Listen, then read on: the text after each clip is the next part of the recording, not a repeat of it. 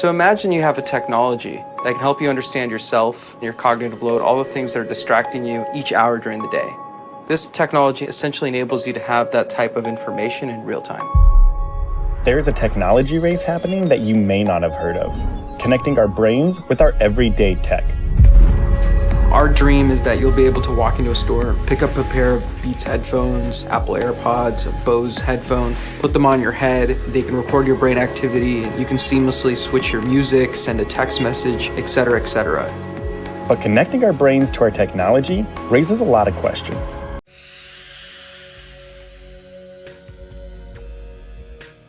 Welcome back all to ThreeD's channel. We've been growing quite aggressively as of recently, and now we're with Neurable, one of the coolest 3D investments. So we're here with Dr. Ramses Alcaide, the CEO of 3D portfolio company Neurable. It's a crazy, cool, futuristic technology that allows people to use devices through thought alone via their brain waves and brain signals. Unlike Elon Musk's NeuraLink, which requires someone to invasively put a chip into their head, Neurable's doing this through headphones and other devices, and we're going to learn a lot more about that now. Rams, please tell us a bit about your background, how you got involved in the space, and how one even gets the qualifications to do what you do. Yeah, thank you. It's an absolute pleasure to be here. 3D is one of my favorite groups to work with, so it's a real honor to be here. So really, the company started out in 2011 at the University of Michigan. It's a spin out of the actual university. What it does is it's an AI system that increases the signal to noise of brain data. And so typically having an EEG system, they kind of look like this. These like kind of big, hulking kind of torture looking devices with sensors and these like metal prongs everywhere and everything like that. And the issue with this is you can do some incredible stuff with it, but the issue is that they look like that, right? They just look like giant torture devices. So our goal was, how do we take this technology that we developed at the University of Michigan that increases signal to noise and instead enable us to bring that level of quality data to devices like headphones and earbuds. So this is actually one of the headphones that we have. It's with a company called Master Dynamic. I'm actually wearing the black pair right now. Oh, there we go. Very slick. But essentially they just look like gorgeous headphones that have ANC and audio, but can record medical grade data to really liberate brain computer interfaces to the masses. Brilliant, yeah. And what got you into this sort of space in the first place? Is it life experience? I haven't watched a few of your interviews, but yeah. Yeah, I mean, really, I got into it when I was about 8 years old. My uncle got into a trucking accident and he lost both his legs. And it was a really, traumatic time, obviously, for him, but it impacted me deeply too. And it made me want to dedicate my life toward how do we develop technology for individuals like him. And then when I went to undergrad, I studied AI signal processing for prosthetics. And then I went to grad school to integrate the brain into the whole mix. And that's when I saw an even bigger picture and how I realized that, like, as significant as prosthetics is, there's this even bigger problem in neuroscience where we just don't have the depth of data that we need. Just to give you an example, most people don't know this, but you don't really know if you have Alzheimer's or Parkinson's until about 10 years into the disease state. Like, that just blows my mind, right? And so what if instead of, right? That's crazy. Like, before, you can't do anything about it by the time you've had it for 10 years. It's like, that's terrible. So what if we could provide some sort of system, essentially like an Apple Watch, but for your brain, that can track these metrics over time and then just organically give you that information as it becomes relevant and really help billions of people across the world. Definitely. And then what year was this? I mean, this technology sounds like it shouldn't be possible for the next 100 years, but obviously we're here now with you guys. There's no real competitors. What year was this? So at least the technology got started in 2011 as part of my PhD work. We spun it out in 2015. It just shows you like the amount of work that it took to get here, right? And then now finally in 2024, we're about to launch product with Master Dynamic. But that's really, there's a lot of companies that come out and they raise a ton of money and they throw out a neuroscience project or product and it doesn't work. And the reason for that is because the brain is really hard to work with. We've spent over a decade refining and perfecting the technology for this moment, right? And that's why we've been able to get the traction and momentum that we have. Yeah, I mean, Master Dynamic is a very slick brand. I mean, you're not just pulling out any old headphones and cracking on with things. You've got a very slick brand, and I certainly considered purchasing some myself when I was going through the website. Can you explain how you're able to actually measure brainwaves? Obviously, you just show me a huge headset, and I presume inside the headphones you've got those little discs. Can you explain that to you viewers? Yeah, definitely. So your brain just fires its neurons, so it's all this electrical activity gets created, and it can be picked up with something called EEG or electroencephalography. Normally, like I showed earlier, it's these like big kind of like prongy disc things, but theoretically you can do it with something as simple as this, just conductive fiber, right? They're soft, right? It's Yeah. just a padding and it's stitched on. So this gets sent, the electrical data gets sent to an amplifier on the device. That amplifier goes to a signal to processing chip. And then from there, we send it via Bluetooth to your phone to process it and to enable all the innovations that essentially our AI enables. And there's an app that goes with it as well for people. Yeah, definitely. And I can actually show it to you. You might be one of the first people to see it, but Oh wow. it's really cool to see this app come together. It basically this is V1, right? We call this our one small step for man, right? Which is like the one small thing that we can do with the app to launch with, but helps track your focus. This is a session that I did that was about an hour and 10 minutes. It'll tell you how long your focus streaks were at and how to improve them. On top of that, it tells you like when to take breaks. I didn't need any breaks this time, but it can tell you when to take breaks to maintain your productivity throughout the day. Yeah. But then over time, and this is what we call our one giant leap for mankind, we're going to have more and more software updates that enable greater capability, not just in focus, but also controlling the device using electrical activity from your brain, all the way to tuning the noise cancellation based off of what you're paying attention to. So there's a lot that's going to happen. It's kind of like you're buying a smart pair of headphones, right? This is what the iPhone would be to the Nokia 3310. Yeah. Right. And so that's really what these headphones represent. It's the evolution to smart headsets. That's a good way to describe it. And what's very interesting is you're saying these updates basically go with the headphones you've already released, so you don't have to release a new pair, or if you do, it's not very often that you'd have to release a new pair. So that's very, very good as well. And there are no side effects or anything. Obviously, there doesn't sound like there is, but you have to ask these questions just to be extra careful and sure, don't you? I guess the side effect is you're going to get better at focusing, and you're going to have more work and life balance. Like it's a good side effect to me. Like especially as an entrepreneur, it's nice to be able to lock into focus and then get what I need to get done, and then be able to go home and take some time off.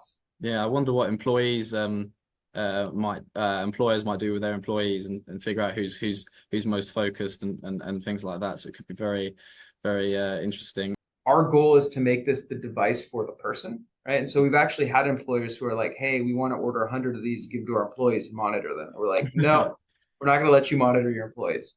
But what we can do is let your employees monitor themselves, and then they can make better decisions on their productivity, et cetera. And you look like an awesome employer because you care about their mental health, and you get a better performing employee.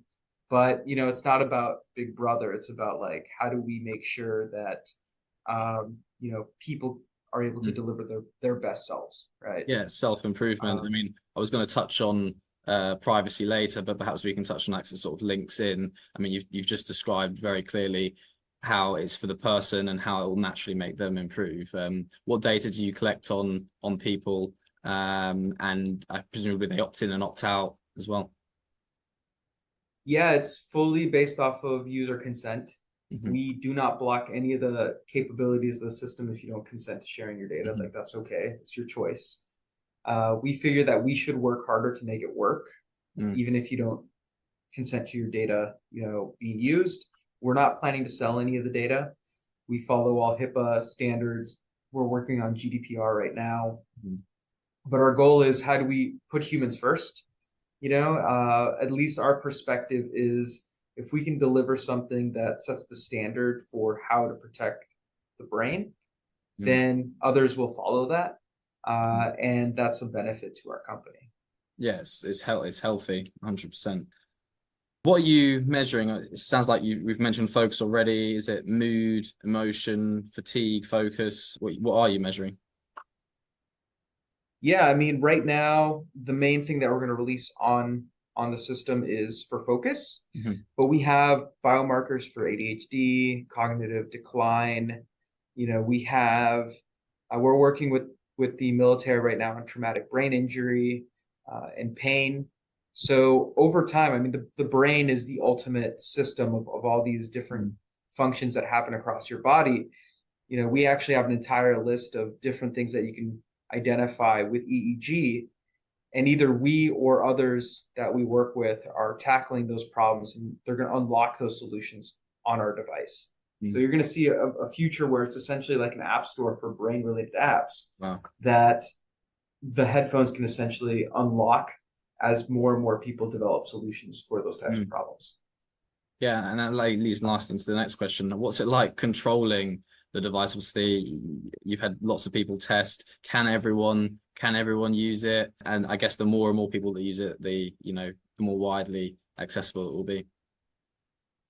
Yeah, definitely. I mean, the tech can be used by anybody. We have the fortune of now having close to 6,000, maybe even now closer to 7,000 people who've used the device. Wow. And so through that, every single time we get a person, it gets easier and easier to work across more individuals. Originally, it used to work on just about 80% of people. Now, I can't even think of the last time it hasn't worked on somebody. And that's just such a huge accomplishment for the team. And let me just share with you a story. There was this perspective that 30% of people were something called BCI illiterate, or brain computer interface illiterate, right? It meant that there's a certain group of people who just a brain computer interface will never work on them. You know, through every historical step that we've taken from big headsets down to this one, we've just demonstrated that that's just not true. You know, it's just, we need to make better systems. And that's really been like a core part of our ethos in making sure that these are people first devices. Yeah.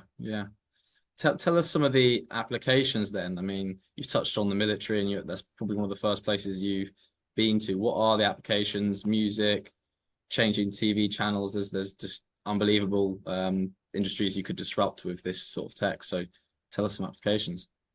Yeah, I mean, we're going to be releasing a lot of these as software updates over time.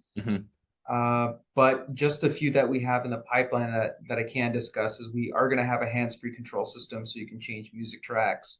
You can fast forward movies while you're watching Netflix, etc. We're also going to have a system for tuning noise cancellation, depending on what you're paying attention to, which is really powerful. And then longer term, any new health biomarker that we identify and discover with our partners is going to just be a part of your device. Think of it kind of like an Apple Watch, where Apple Watch started out tracking heart rate, but then with enough data that became heart arrhythmia detection. We're starting out with tracking focus, but then over time, a lot of these neurodegenerative diseases or cognitive disorders, we're going to start to layer that as updates for the product. Brilliant, yeah. And it's all very natural and going along with your business plan and milestones. So it's yeah, and we'll touch on catalysts later. Clearly it's a world-changing technology. Who are you working with? Obviously you mentioned a company already. Can you mention others, brands, universities that you've been working with?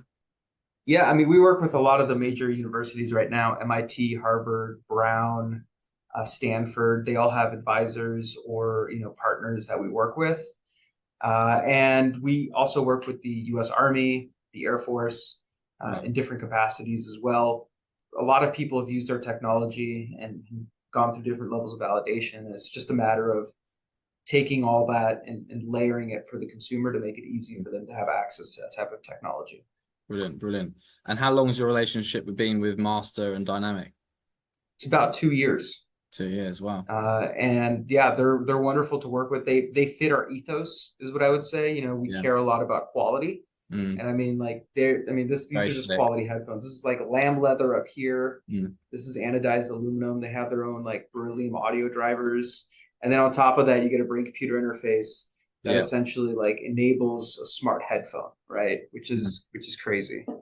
Yeah, I was thinking about getting some You can even tell if I'm they very didn't. proud of their work. Yeah, yeah. I was thinking about getting some even if they didn't have the brain signal measuring element to them. They're very Yeah. slick. So yeah. And I recommend the Neuro ones because they have an extra chip that makes them into the Okay. smart headphones. So like that's going to be a game changer, right? It's like I said, it's like buying the iPhone, Yeah. right? Imagine the iPhone when it came out, it gave people the internet essentially in their pocket Mhm. anywhere they went. It was game changing, right? Yeah. We're doing the same thing for headphones and other types of wearable devices. And then more on the business side of things, what is the business model, and the margins on, say, the headphones, and maybe even touch on a little bit about 3D, their involvement and their investment.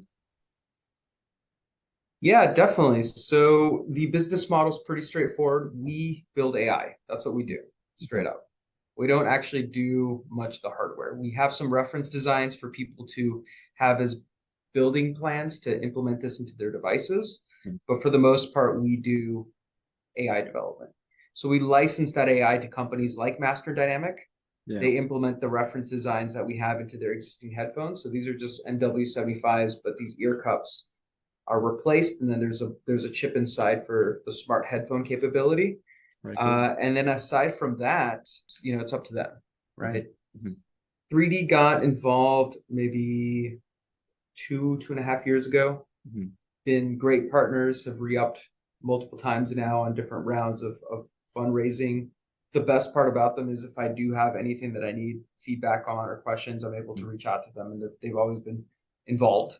Mm-hmm. And as we move forward to the next big stage of the company, I know that they're going to become more and more involved, because the best part about VCs is if you're doing well, they're helpful. If you're not doing well, they're not helpful. But if you're Yeah. doing well, they're helpful. So I look forward for them to be more helpful. Yeah, and they're in the quite heavily in the AI space, so they know what they're talking about. Not maybe as much as you, but they will know they'll know what to. Breadth versus depth, it's Yeah, just yeah. same amount, different perspectives, Yeah, brilliant. What are some of your immediate catalysts going forward? It sounds like you've just released those new headphones recently. What are some upcoming catalysts and milestones you're looking to hit? Yeah, catalysts, what I would say are that there's so many people who want this technology for so many different applications. We just signed a deal with a longevity clinic in Dubai, for example, and Wow. they're open up clinics all over the UAE and in Canada. There's even a gym in Dubai. And by the way, the reason this all happened in Dubai is because I just ended up going there for a week, and like all of these deals started happening, right? And this is kind of happening anywhere I go. I go somewhere, I line up a set of meetings, and then people are like, wow, these headphones enabled me to do XYZ. And in the case of the longevity clinic, is you can capture different biomarkers of your brain longevity, right? And it doesn't matter how healthy your body is. If your brain isn't in the right place when you're older, it doesn't matter how fit you are, right? Yeah. At the end of the day, right? Like you said about Alzheimer's, and maybe it's not that, but you said that you don't spot these things for 10 years. What can you spot in terms of maybe the collaboration with the longevity company? What can you spot earlier on with your tech? Yeah, what we can start to see is changes, one, in focus, which change over time. Mm-hmm. And you want to maintain that as you get older. Mm-hmm. Two, cognitive decline is a really solid biomarker that we already have established. And then three, there's a whole bunch of different metrics. For example, average day alpha response, which now we're getting into the more nitty gritty details. But all those things essentially tell you the health of your brain, right? So one is that we're going to give them a whole bunch of metrics that they can use to help with their patients go through different, trackings of their longevity.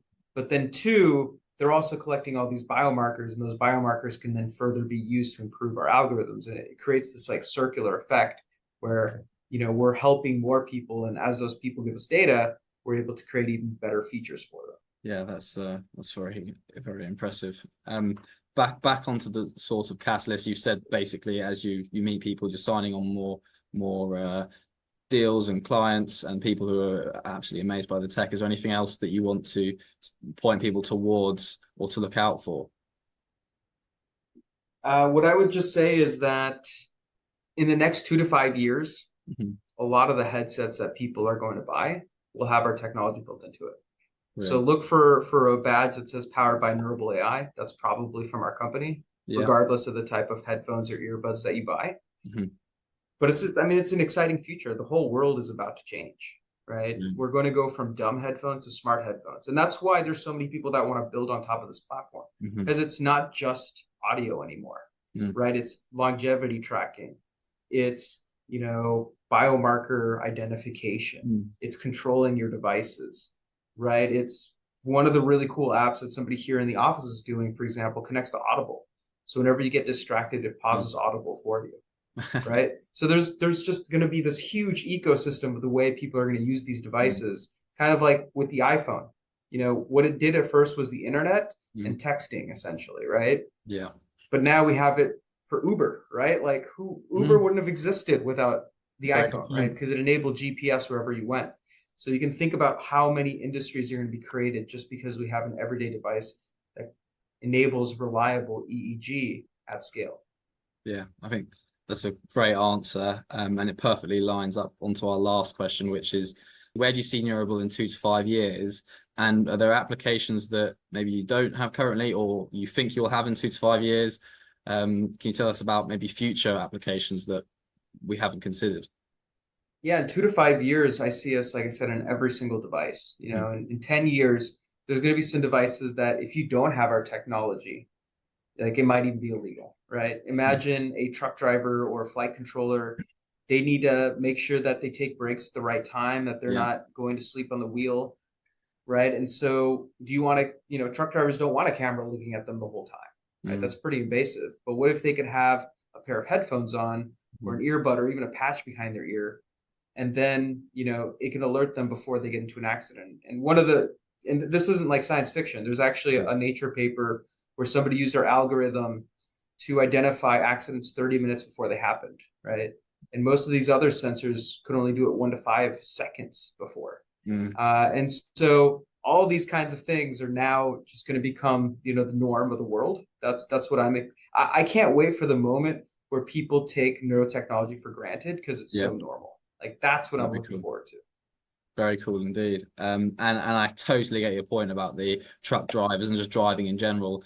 Been to a few doctors, and they often say that actually tiredness is almost sometimes worse than being a little bit tipsy or having had a drink, because it can really affect you at the wheel, and that tech clearly would stop something 30 minutes before someone gets a little notification saying you're getting tired, pull over, have an hour nap on the side of the road. Very exciting tech, and been really looking forward to this, and it'd be great to have you on again soon. Thank you very much for your time, Rams, and we'll speak again soon. Thank you. Take care. Take care.